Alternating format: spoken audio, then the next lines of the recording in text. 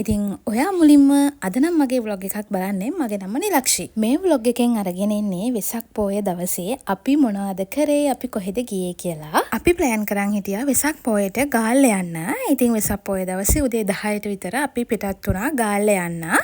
යමින් ගමන් අපිට හම්බුණා අයිස්ක්‍රීම් දන්සලක්. අපි වැඩි දන්සල් වඳින්න ගියේ නෑ. මොකද අපිට පරක්කු වෙන නිසා. සෑන්ඩ්විච් එක නම් ගෙදරින් හදන් ගිහපු එකක්. අපි මුලින්ම කළේ කහතුඩුවෙන් අපේ මාමා කෙනෙක් ඉන්නවා. එයාව දාගත්තා. එක්කගෙන යන්න. එයාත් ගාල්ලේ. ආමනික කවුද මේ? උදේ ඉන්නවා ගාමිණි මාමා. කවුද මේ? උමනික. උමනික. හලෝ. උමනික ටිකේ. ඉන්නවා.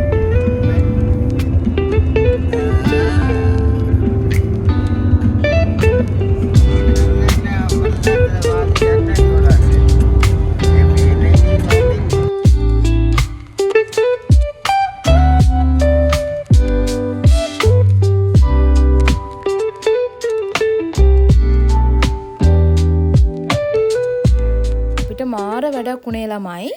පිනදුව එක්සිට් එකෙන් තමයි මං හිතන්නේ එක්සිට් වෙන්න ඕනේ ගාල්ලට යන්න. කොහොම හරි අපිට ඒක මග ඇරිලා අපිට ඊළඟ එක්සිට් එකෙන් තමයි එක්සිට් වෙන්න උනේ. ඒක හිනිදුම මං හිතන්නේ මට මතක නැහැ. කොහොම හරි කිලෝමීටර් 10ක් විතර අපිට යන්න උනා වැඩිපුර. අවුලක් නැහැ. ඉතින් අපි ඒකත් ගිහිල්ලා කොහොම හරි ආයේ ගාල්ලට ආවා.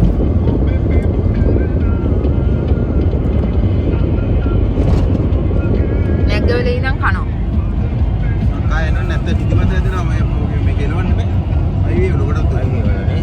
මටර කඩේ දාලා කොට්ටාවට එන්න බෑ නිදිමත යනවා. දැන් ලොරිය බැලලා දෙන්නේ ඉන්න ගිහිල්ලා.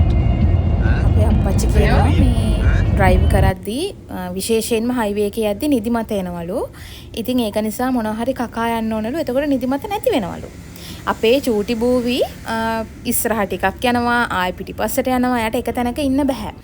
කොහොම හරි අපි ගාල්ලට ආවා. අපි අපේ අර මාමගේ නෑදෑ ගෙදරකට ආවේ. යාගේ නංගිලා ගෙදරට.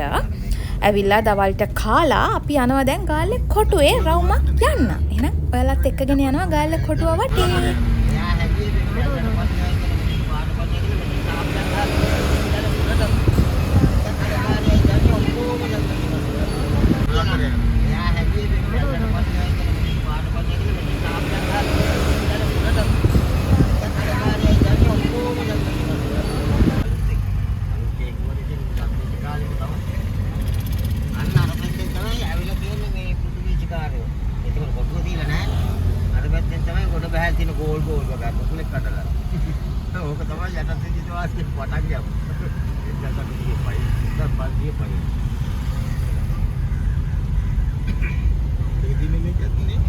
ගවුන්ඩි කර තියෙන්නේ පවුන. ගවුන්ඩකට මේ වැඩේ වල තියෙන ආදායම ඇඳුම් ගලව ගත්තා. ගමනක් යන්න බෑ මෙයත් එක්ක.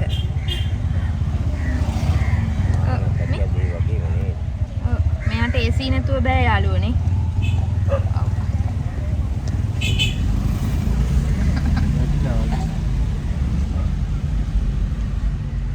AC නැතුව බෑ මෙයාට. මෙයාට AC නැතුව බෑනේ යාළුවනේ. ඔව් ඇඬුවා. ඇඳුම් ගැලවුවා. දැන් අපි කොහෙද යන්නේ?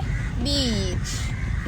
ඔයාලට ඉතින් ගෝල් ඉතිහාසය ගැන දැනගන්න පුළුවන් වුණානේ. ඒක නිසා මම ඒ ටිකේ වැඩිය කතා කරේ නෑ. ඒ දේවල් ගැන මම නම් දන්නේ නැහැ. කොහොම හරි මම දන්නේ ගාල්ලේ එනවා, ගාල්ලේ කොටුවක් තියෙනවා, ගාල්ලේ ග්‍රවුන්ඩ් එකක් තියෙනවා. ඔය ටික විතරයි. අනිත් ඒවා ගැන නම් මං දන්නේ නැහැ. ඉතින් ඒ ගාල්ලේ ඉතිහාසය ගැන, ඒ කාලේ දේවල්, පෘතුගීසි, ලන්දේසි ඔය දේවල් තමයි ඒ කතා වුනේ. කොහොම හරි අපි දැන් කොටුව ඇතුළට ඇවිල්ලා කා එක පාක් කරගත්තා. දැන් අපි යනවා. මට මෙයා දන්න ඔක්කොම මෙයා බයි බයි එද ඉතින්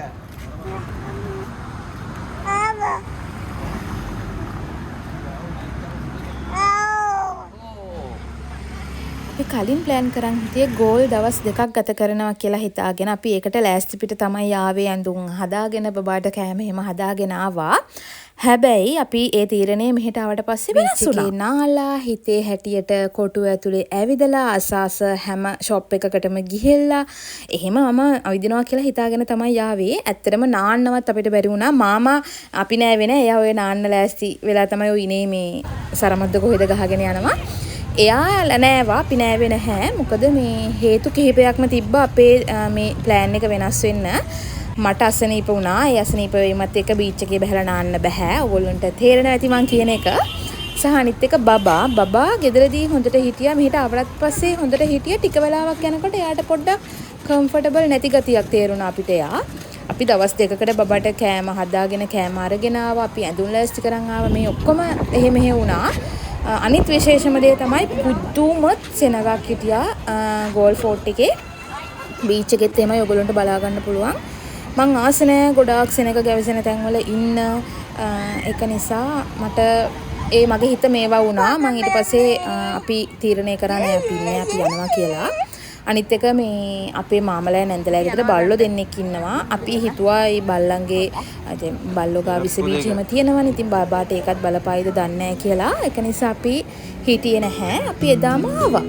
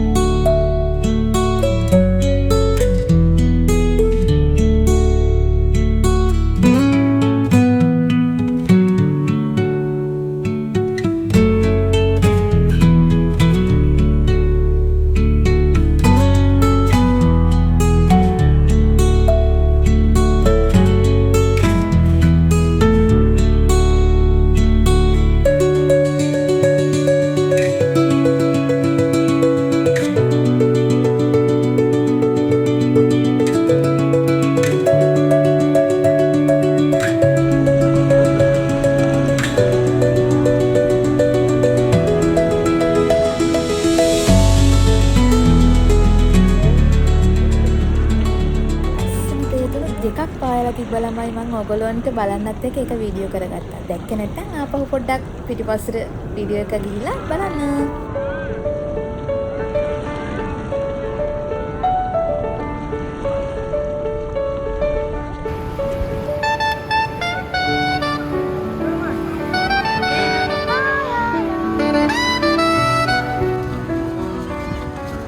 මට එදා නම් හිතුණා ආයෙනම් මං අපේ බබාව අරගෙන ලොකු වෙනකන් ට්‍රිප් යන්නේ නැහැ කියලා. ඒ උනාට ඒක වෙනස් වෙයි.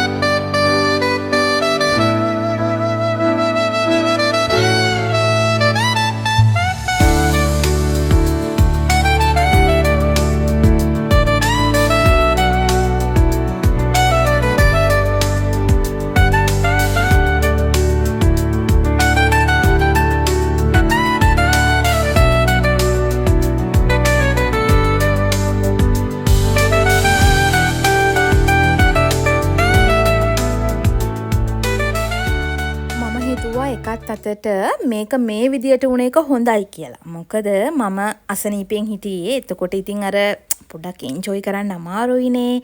ඉතින් හැමදේම වෙන්නේ හොඳටනේ. මං හිතනවා මේ එහෙම වුණ එක හොඳයි කියලා. මොකද ඉතින් මට අසනීපෙන් ඉන්නකොට එන්ජොයි කරන්නත් බෑ. ඉතින් අපි ආයේ එමු කියලා ප්ලෑන් කරාගෙන අපි එදා හිතාගත්ත අපි ආයේ ගෝල් යනවා කියලා දවස් දෙකකට. ඇත්තටම ගෝල් එක දවසින් බලන්න බෑ. මගේ පර්සනල් එක්ස්පීරියන්ස් එක මට කියන්නේ ඒක දවස් දෙක තුනක්වත් එහෙ ගිහිල්ලා ඉඳලා හිමීට ඇවිදලා කරලා බලන්න ඕන එන්ජොයි කරන්න ඕන තැන. ඉතින් මට හිතුණා මේ vlog එකත් ඔයාලත් එක්ක ෂෙයා කරගන්න ඕනේ කියලා. එහෙනම් vlog එක අන්තිම වෙනකම් බැලුවට ඔයාලට ගොඩාක් ස්තුතියි. ඔයාලා එක එක විදිහේ vlogs අරන් එන්න කියලා මට කියනවා. මම මේ හැම එකක්ම අරන් එන්න බලාපොරොත්තු වෙනවා.